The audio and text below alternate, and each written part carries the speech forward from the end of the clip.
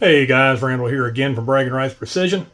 All right, so yesterday we did a initial evaluation video on setting up the Game Changer brass sorter from Ugly Bowl Company that Wally had sent me to give him some feedback on and check out. Again, this is more of an R&D version. It's not a full retail.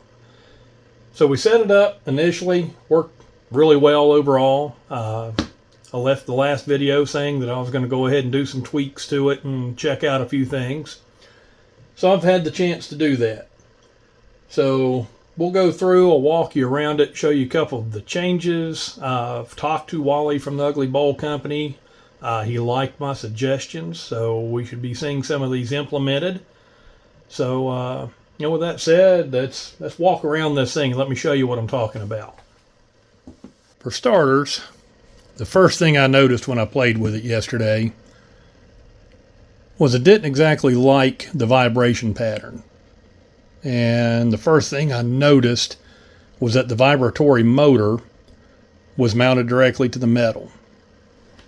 So I kind of had it in my mind that if I changed it and I actually mounted the motor with some rubber feet, as you can see, that would give me a more favorable pattern, and I was correct. So I drilled some holes a little bit bigger, used Nylock washers on the back so they won't back off. And I'm able to turn the vibration intensity up without the cases jumping like jumping beans, because it was also causing excess vibrations, because it was more wagging than it was a vibration pattern. It was carrying over into the drum, and the cases would jump in the drum as well. And you could see in the other video the difference than what you'll see when I'm going to run it here in just a minute. Let's start out with 380. So that alone took care of a lot of issues with that. So I've also added some magnetic counterweights on both sides, trying to help with that. Because again, still trying to figure this thing out. And I'm also going to try mounting a piece of rubber in between where the hopper bolts to the main chassis, and I think that will be an even bigger improvement. But it's working great. So one of the issues I had, this is your separation between 380 and 9mm. The cut was too large right here. So it would literally, the inertia would sling the cases, and some of the 9 would go into the 380 bin, some of the 380 would go into the 9. So I spoke with Wally, and that was an oversight on their end. It was supposed to have come with one divider that's about 3/4 of an inch taller than the other, to give you less gap like on the lower end of it. So simple oversight, problem solved. They already had that fixed, and not really a problem, just an oversight again. The bins, I put some pretty decent hook and loop on there. It's a little bit better version than a Velcro, that has the fabric on one side. This doesn't get clogged up with a bunch of mess like it does, and they lock in really tight. In the end, again, I'm just testing this. I would prefer that those bins just come right in and out. That way you can just take the bin out, dump it, move on. So I suggested using an angle iron here. It'll give it more strength, and it puts a lip on here and on the back side, holds the bins in, no need for Velcro. And he also was very receptive to that idea. Have a few more. The other thing is, anything that comes off the end of it, you have nothing to catch it. This one alone does 380, 40, and 40, or 380, 9mm and 40. But it should also work with 45s. The 45s will just come out the end. So I have a suggestion to put a lip right here to be able to hold another catch bin similar to these. So you can use your standard catch bins. That'll be a nice add-on. All right, so now let me set my camera back up and we'll do a run through of it, and I'll show you the difference between my first video and my second video. Again, one of the very first things that I noticed was, again, the pattern for the vibration on this hopper. So I think we've definitely improved that. And I apologize because the camera mic is going to exacerbate all these noises. It's really not that loud in person. So now we've got a better vibration pattern. It doesn't shake my entire desk the way that it was before. All the bins were, kind of vibrating out. Of course, now they're Velcroed. Even before I Velcroed them, that was no longer an issue overall. And anything that was sitting on my bench here, which is just a cheap electric adjustable height desk, would fall off. So I was able to get a better intensity on the vibration versus it make everything jump up and down, which is not what you wanted. Speed's much better. You don't want them to go too fast because you dump a lot in. They all jam up right here all of a sudden. So I've got a decent speed on how fast they go down through the hopper.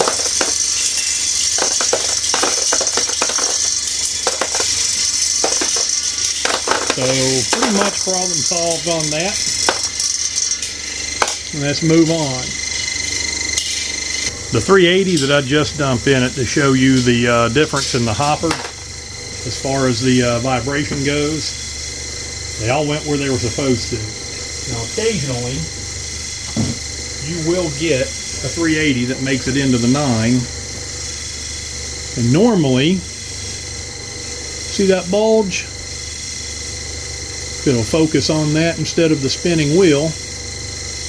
I don't know what that was fired out of, or if it accidentally got loaded as a 9. Because I noticed I had 2 cases that consistently were going to the 9mm each time, and that's because the cases are so bulged that they just won't fit through the 380 slot. So they just bounce right on over and go out the 9. And I've had a few others do it, but there's no perfect world. This thing overall works really incredible, especially for a benchtop model. So you just seen the 380 go in, the 9mm. Grab some here.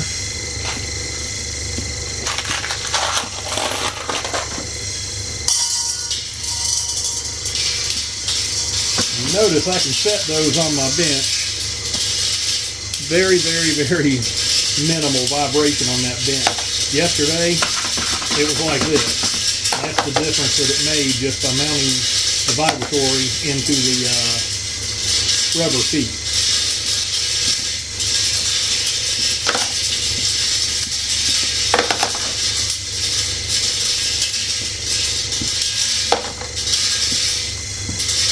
Now the 9mm are going where they belong. And again, 9mm and 380 are so close. I've seen one drop there, but that was actually a 380. It was just mixed in with the 9 from all my messing around. But you still will occasionally get a 9mm drop into a 380. And that's just an undersized case or didn't expand a lot due to a low power charge, whatever it be. Because the 380 and the 9mm are so close in size, that an expanded 380 is about the size of a finished out 9. But also if you're trying to sort brass that's already been sized, it's definitely going to mix your 380 and your 9 because your 9 is sized down to about the size of an expanded 380. Let's go on and do some 40.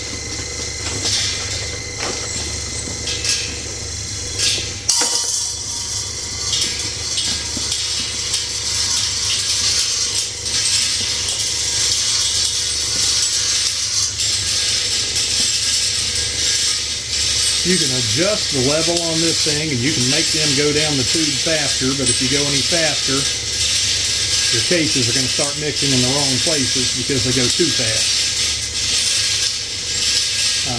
The goal, I think, is on a basically full hopper, about 3 minutes, 4 at the most. for all of them to process through. So your 40s are going to travel down.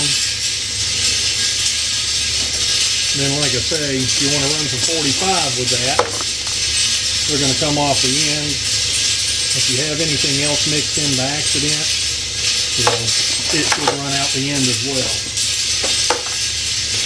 Now let's do a tray of mixed brass. This is actually 380, 9mm, 40, and 45.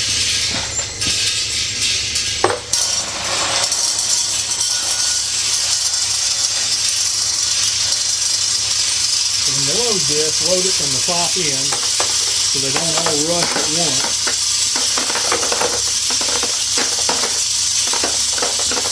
I had somebody talk about how noisy this thing was, but I don't know how quiet that, 100, 150 pieces of brass bouncing around inside of a steel tube is going to get. There went a 45 off the end. Definitely your 45. So they're dropping off the end the way that they should. I didn't dump a whole lot of them in that mix.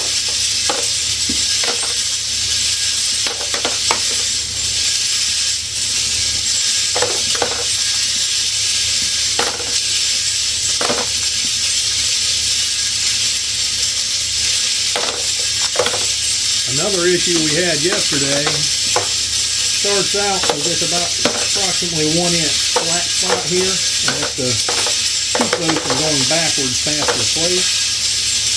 But the cases would go vertical in the same direction and keep rolling around the wheel.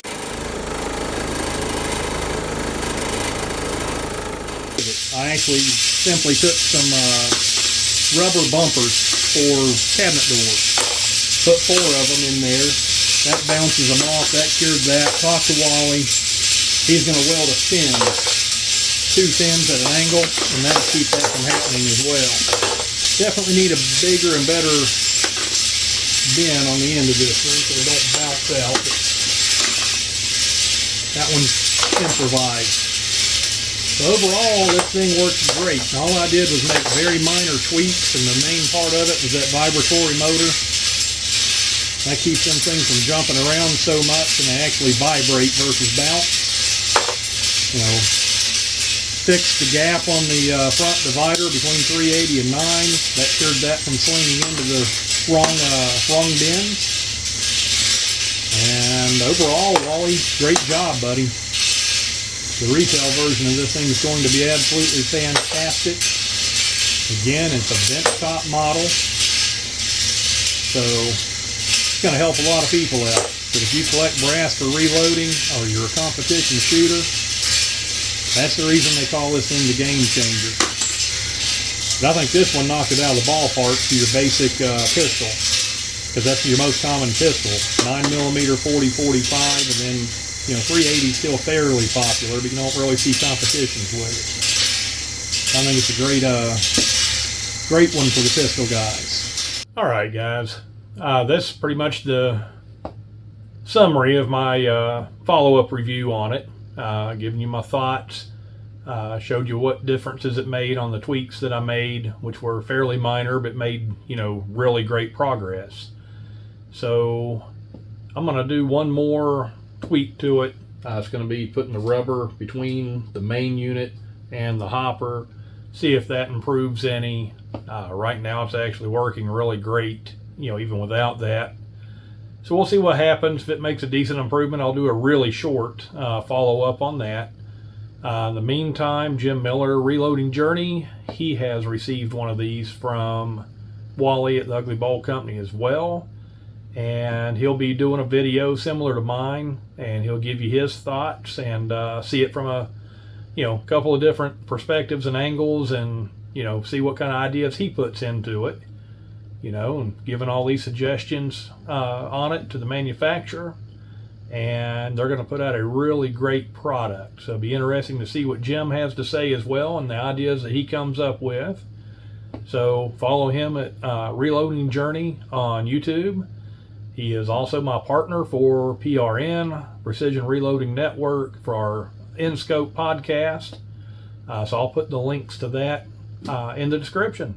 You guys have a really blessed night. Take care.